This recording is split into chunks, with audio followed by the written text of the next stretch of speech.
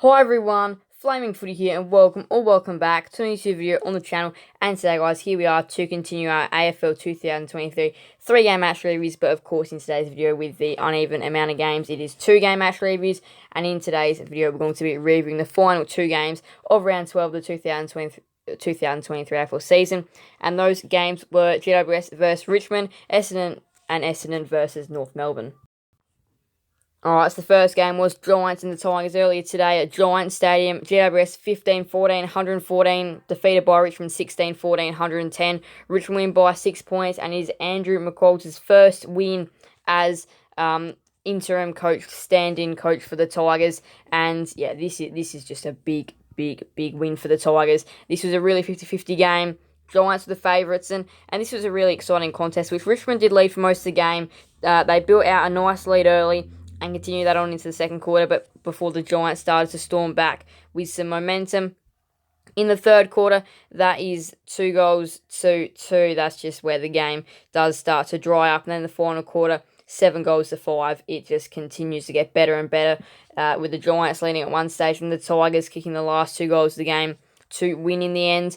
Absolute scenes. AFL Fantasy 134 for Ward, who was big. 130 for Taranto against his former team. He kicked a goal, had 36 disposals, 4 marks, 5 tackles. Kieran Briggs was influential as well with his 117 fantasy. 115 for Tom Green, 105 for Revolt, 101 for Cornelio, 100 for Nan Curvis. Now, I don't know if Hopper played in this game. I'm just going to see if he did, which it doesn't look like he did. I think, yep, he didn't play. He must have been out injured. 5 goals for Jack Revolt, who was the winner for the Tigers in the end. 3 goals for Green, 2 for Briggs, Judson, Clark, and Pickett.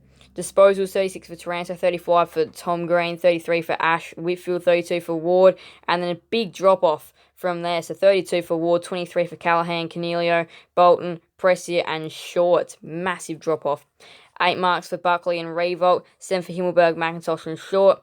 Tackles 9 for Bedford and Briggs, 8 for Cornelio. Hit out 34 Briggs, 27 for Nankervis, 17 for Ryan, 2 for Himmelberg. Team stats now, where it was the Giants that smashed Richmond inside 50, 70-47. That is a brutal beating there, inside 50s for the Giants. They did win that area, but just not like Richmond were efficient, 66% inside 50 efficiency inside 50, which the AFL average is about 50%. So pretty good there for Richmond. That is 1/3 as well. 1/3 of the time they go inside 50, they were scoring with the efficiency charts. 37-33 clearance in favour of the Giants. 16-14 centre, 21-19 stoppage. They won contested possessions by +3, and they also won uncontested footy as well. 9-18 marks inside 50 in favour of the Tigers. They did lead for most of the game. The Giants laid more tackles, 75-55, 28 tackles inside 50 as well. But this was a really exciting contest. It is these two sides do obviously have a bit of history now between them with the Hopper and Taranto deals. Obviously, we know Kingsley's been around the Tigers a bit. He was like an assistant coach there or part of their coaching group. Yeah, Richmond win by 6 in an absolute thriller though. In a crazy high-scoring last quarter. Crazy high-scoring game, in all honesty. And now to the final game of the round, which just wrapped up not too long ago. Essendon versus North Melbourne at Marvel Stadium. Essendon 16-9, 105. Defeat North Melbourne 15-9, 99. Essendon win by 6 points in the end. Boy, were they tested. North Melbourne are on the rise here. And I genuinely feel like they can pick up a couple more wins this year. North Melbourne, they can do something pretty special at the end of the year. This is not teams playing bad. They've played well against Sydney, they played well against Collingwood, and now they've played well against Essendon. This is something decent building up here for North Melbourne, and their young players and their experienced players in this side are actually that they're getting better, that they're looking good. They're looking better as a side here in North Melbourne. Brett Ratton, the interim coach at the moment, due to Clarko stepping down, was so close to getting his first win. They did everything right in this game, North, except the first quarter, where they still did hang around, but it was 6 goals to 3. Essendon just got the jump skip, just got the vibe going early. In the second quarter, a goalless second term for Essendon. North Melbourne pile on 3 to have Essendon 2-point leaders at the main break. Then the third quarter, 6-4, so Essendon just get away late, despite North Melbourne kicking the first 1, 2, 3, and kicking the next 1, 2, 3, 4, 5, 6. They had 6 goals in a row there, did North Melbourne at one stage, and then Essendon kicked the next 1, 2, 3, 4, and then they kicked the last 2 of the term as well, to have a nice little lead. And then North, they come charging, they kick the first 2 in the last quarter to lead. Essendon kick 1. Then North kick the next 2 to have a nice little lead. And then Essendon kick the next 2. North kick 1, and then Essendon kick the last one. Due to the super sub, Massimo D'Ambrosio, who won it for him.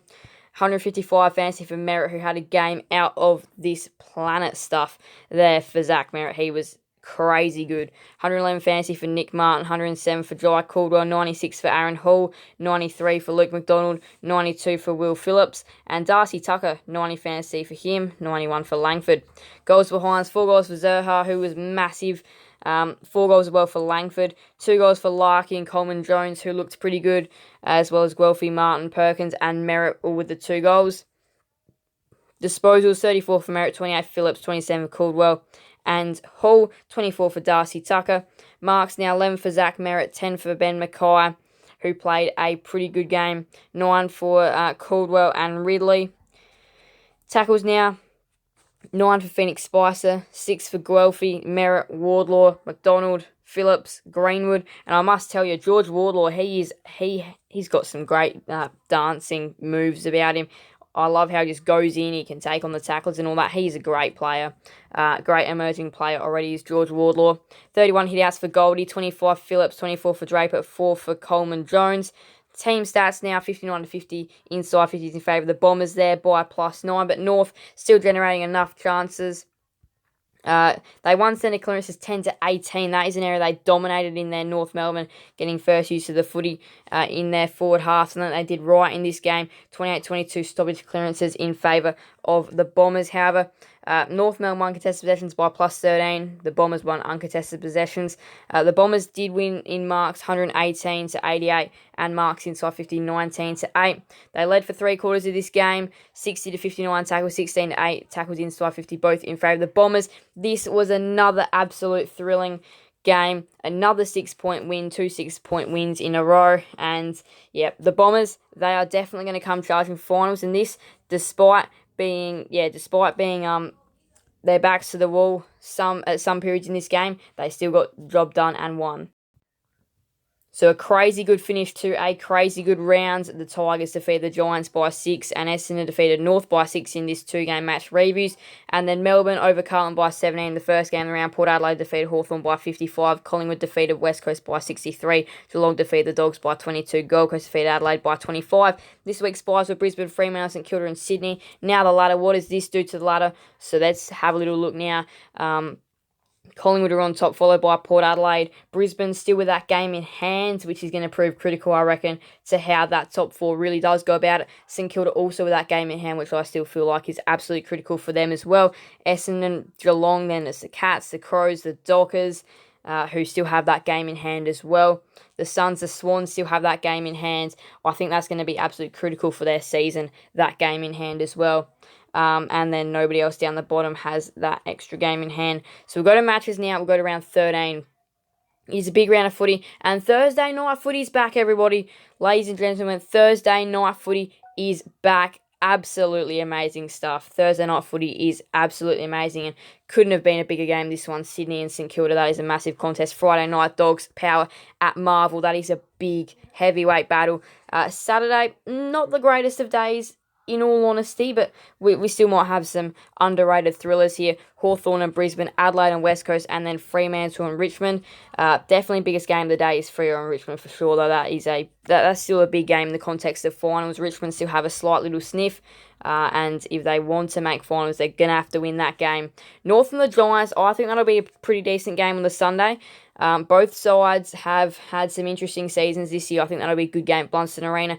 King's birthday eve on the Sunday night, Carlton and Essendon. That is a big game as well, but probably one of the biggest games of the round as per usual. The King's birthday clash, and obviously, as we know and love, the big three, so for MND, Melbourne and Collingwood at the MCG. That is a big game as well, and that will definitely affect how the top four ends up shaping out. But look, round 13, I think this is a massive round of footy coming up. Round 12, what a great round it was. That is going to wrap up today's 2-game match reviews. And also, just before I finish up, actually, round 13, 3-game match review structure.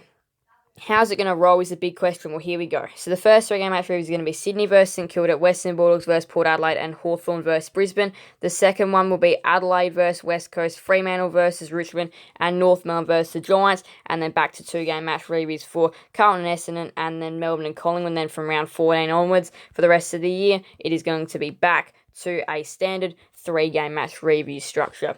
So thank you guys all so much for watching. Make sure to leave a like and subscribe and hit that notification bell. Thank you guys and love you on the channel. Thank you guys all so much. Bye everyone. Flame for the out.